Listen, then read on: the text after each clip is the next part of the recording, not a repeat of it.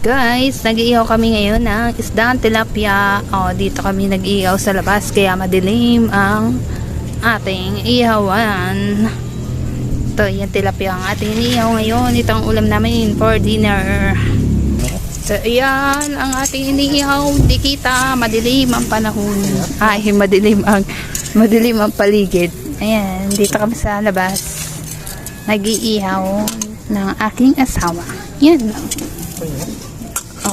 Payat. Payat yung tilapia. Ayan, tilapia. Nakikita nyo ba yan? Tilapia. Dito. Di na maninaw. Payat? Di ba ninaw yung niluluto? Guys, ang ihaw dito ng isda. Ihaw ng isda. Dito kami sa labas sa iihaw. Ay, pagdating kami sa lahat ng tao dyan. Ihaw kami ng aming ulam ngayon. Isdang tilapia. Ito. Isdang tilapia. Ating ulam. Yan. Ito ang isdang tilapia. Di na makita sa dilim.